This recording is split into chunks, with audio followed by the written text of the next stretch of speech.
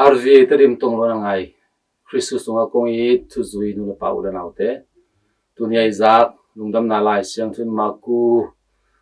alian sagia neo khat pan sona thung sung isima to soma bangteng za hiam chile to pa jesu le anung zipite na sepsil bol na te ending akanding ina Jerusalem khopi mama panin farise te lai sanu siam te ong paina imuhi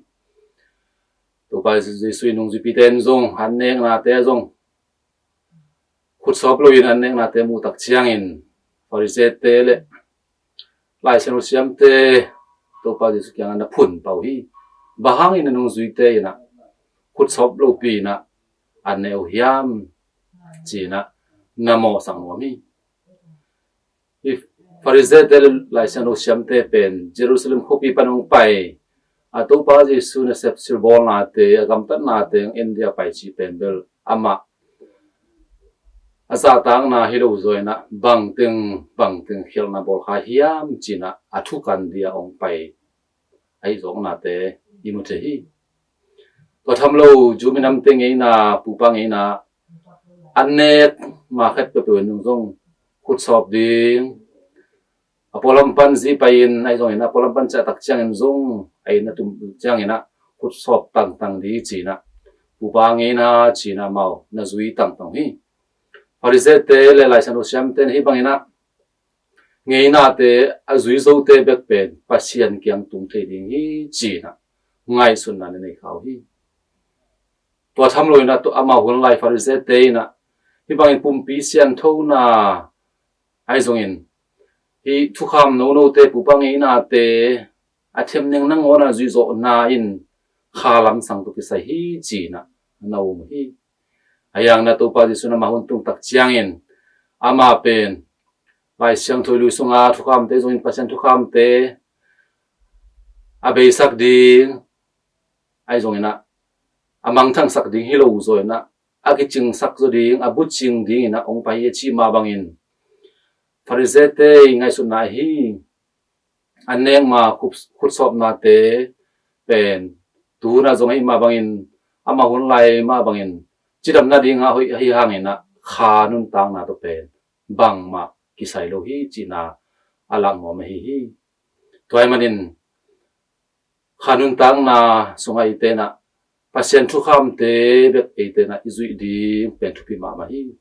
farise te le pen me pasien thu kham te ba na pupa ngei na te zui na te tung to ni na atom na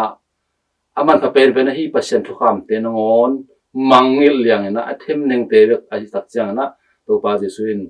kam sang pai zaya tung to ni na bang na gen hiam hi mi pi te in ke pen akam pi bek to ong bia hui ong pa to hi alung tang pen ke kyang pan na ki kam lama ma hi na chim ho hi thoi manina pasien thu kham sunga yen tak chiang ina alina pen nu na pa za ta hun chi na thu pasien thu kham om na pi na farise te la la sang siam te na upang ina te zui lua athem neng na ona zui lua hi manin atom na anu pa za tak ding na ngon anu apa tunga piak din ngon te pen pasien tunga pe hin le pen no te pasien tunga piak sa te pen mi te tunga piak ding kilom lo hi chi na ngon na athem nong te upang ina te zui lua hi manin na nu le pa za tak din ngon pasien thu kham te ngon na mangil ya hi chi na lai sang lo so imu the hi toy man e Christian te nun tang na so khanun tang na sunga pasien thu kham nam som ama sa thum te pasien tu sai te ite na yak pya nai ne di ba ma bangin mi to ke sai hi alina zong inu ne pa te za tak thei ding I khanun tang na sunga ite na athem neng te pumpi sen thon na ding khut som na te zong in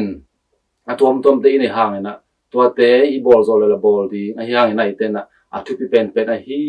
ngei na te sang ina pasien thu kham mama pasien za tak ding le inu pa za tak ding mi ki pa ma mi te za tak thei ding pen thu pi mama hi to bang ina to pa jesu te te na akinai pen kam pau bek te hiloin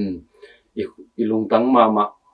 ama to kinai pen om thei ka pan ding hi to men to pa jesu tu ni anu jipite mo sak tuan loin khut som nai na pen chidam na ding hoi hang ina khanun tang na lama bang ma patom lom tuan lo hi kut sop na sang nei te na ilung sim sian tho na pasien thu kham te zui zo na ikima pama om ming tuak za tak thei na ki thei na en pen pasien ade pasien lung kim sak nun tang na te hi chinai ten tu thakin phokin pupang e na te chi khem tu zong ahoi lom le dong ai ten ai te na zom sok de nga ahoi lo te tu na zui ding kilom non lo te om le zong ai te na nu se zoin tu pa je sui na thu kham te abe mang sak ding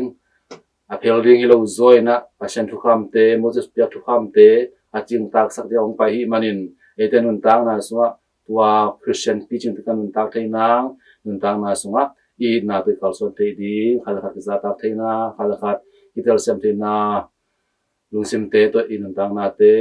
nisimina inun tang zo na na ibiak tu pa pasien mi ma khatcha tunga thu pang pe sak ta hen amen